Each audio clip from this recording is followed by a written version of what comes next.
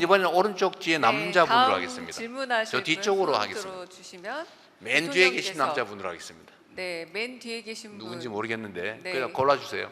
네, 마이크 전달 받으시면 매체와 성함 말씀 주시고 네, 질문해 주세요. 네, 안녕하십니까. 저는 강원도민일보의 이세훈 기자라고 합니다. 아무래도 저희 강원도 같은 경우에는 세계 유일의 분단도이다 보니까 평에 관련된 이슈가 가장 큰 관심을 모으고 있는데요. 대통령님께서는 취임 후 대북, 대남 방송 중단, 접경지 방문, 대북 전단 대책 지시 등 그 한반도 평화 중심의 안보 행보에 박차를 가하고 계십니다. 이와 관련돼서 한반도 평화 정착 방안을 비롯한 대북 정책에 대한 대통령님의 구체적인 구상과 계획이 궁금합니다. 네, 우리 강원도민일보, 네, 강원도민일보 이세민 기자님 감사드립니다. 강원도 그리고 이제 경기 북부 이 지역은 이제 분단으로 인한 피해가 정말로 크죠. 제가 평소에 참 안타깝게 생각하는 것이 이 긴장이 격화되고 군사적 대결이 심화되면 사실 접경지의 경제 상황은 매우 나빠집니다. 경제뿐만 아니라 이제 일상적 안전, 삶도 위협받죠. 그런데 묘하게 군사적 긴장을 고조시키는 그런 경우 또는 평화를 확장하기 위해서 노력하는 경우 이 두 가지가 약간 대립되는 부분이 있는데 이게 평화를 확장하기 위한 노력에 대해서 과연 그렇게 적극적으로 지지받는지를 잘 모를 때가 있어요. 하여튼 정치적 상황과 조금 이렇게 약간 상반되는 결과가 나올 때가 많아서 약간 당황스럽기도 합니다. 그러나 분명한 것은 어떤 접경 지역은 평화 체제가 강화되면 뭔가 좀 나아져요.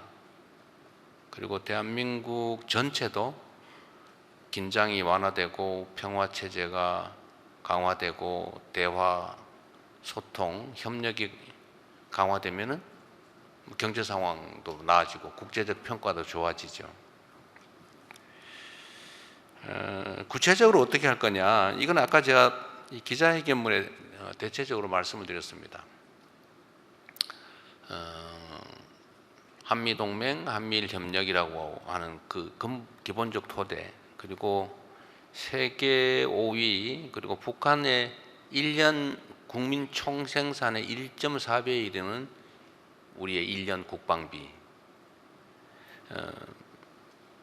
어쨌든 이런 든든한 국방력, 그리고 앞으로도 이제 안보 분야에 대한 이제 연구개발이나 아니면 무기 장비 체계 개편 또는 군 첨단화, 스마트 강군화 이런 것들은 계속해 나가야 되겠죠. 그건 기본적으로 하는 거고, 대화와 소통, 협력 이게 정말로 중요할 것 같아요. 이게 김대중 대통령께서 햇볕 정책이라는 이름으로 이제 일종의 전형을 만들기도 했지만 사실 전쟁 중에도 외교는 하는 겁니다. 이거는 수백 년, 수천 년 전에도 있었던 일이죠. 전쟁을 해도 외교는 하는 거예요. 대화는 하는 거죠. 근데 대화를 전면 단절하는 건 그건 정말 바보짓이죠. 미워도 얘기를 들어야 되거든요.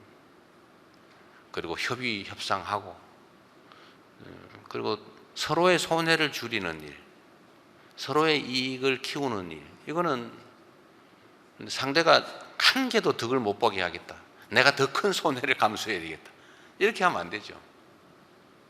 상대가 한 개 득을 보더라도 내가 3개 정도 득을 볼 수 있다면 내가 2개 더 득 보는 거니까 그건 이기는 길이지 않습니까? 근데 이 길을 잘 찾아야 되는 거죠. 그냥 오로지 아무것도 얻지 못하게 하겠다, 그게 우리한테 득이 되냐? 저는 아니라고 생각해요. 그래서 정치나 외교에서는 감정을 배제해야 된다. 철저하게 이성적으로, 합리적으로, 논리적으로 대응해야 된다고 생각합니다. 저는 한미 간의 든든한 공조 협의를 바탕으로 해서 북한과의 관계를 개선해야 되겠다고 생각해요. 저는 지금은 너무 적대화되고 불신이 심해서 쉽지 않을 걸로 예상합니다. 그러나 저는 대북 방송 중단을 할 때 얼마나 빨리 반응할까, 혹시 반응 안 하면 어떡할까 약간의 우려를 했던 건 사실이에요. 우려를 했지만 분명히 호응할 거라고 생각했죠. 근데 너무 빨리 호응해서 저도 약간은 기대 이상이었습니다.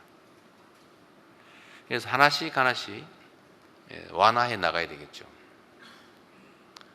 제가 변호사 일을 하면서 상담을 많이 했는데 그 중에 부부 갈등 상담을 많이 했어요. 제가 어린 나이에 하필 제가 개업하고 하던 그 시기에 그런 문제가 유난히 많았습니다. 그래서 제가 이런 얘기를 자세히 좀 들어보면 그 근본적인 원인도 대충 알겠고, 그러면 정말로 극단적인 최종 결론 헤어지는 게 해결책이냐, 이거 자세히 들여다보면 오해가 오해를 낳고, 갈등이 갈등을 낳고, 불신이 불신을 낳고, 미움이 미움을 낳아가지고 사실은 원래는 요만한 차이였는데 지금은 이만해져가지고 감당을 못하는 경우가 상당히 많더라고요. 그래서 제가 그때 그랬습니다.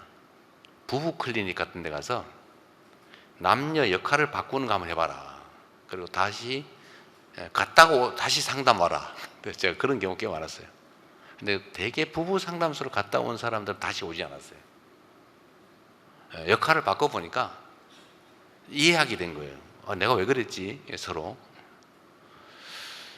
저는 비슷하다고 생각해요. 사람 관계도, 여당과 야당과의 관계도, 남과 북의 관계도, 또 진영과 진영 관계도 저는 비슷하다고 생각합니다.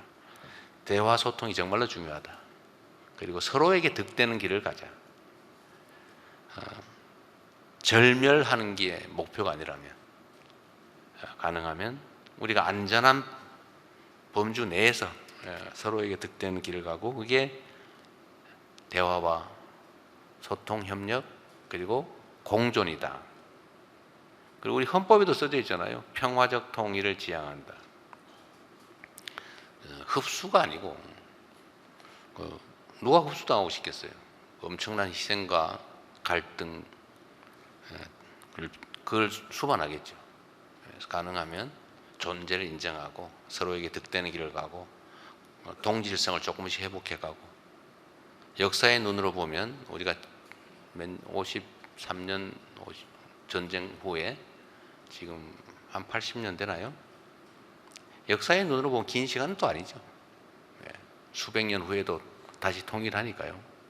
그러나 지금은 통일을 얘기하는 것은 자칫 상대한테 뭐 흡수하겠다는 거야, 뭐 굴복을 요구하는 거야, 이런 오해를 받을 수 있어서 일각에서 무슨 통일부 이름을 바꾸자 이런 얘기도 하는 것 같아요. 그러나 그런 논란에도 불구하고 길게 보고 소통과 협력을 계속해 나가자. 근데 구체적으로는 어떻게 할 거냐?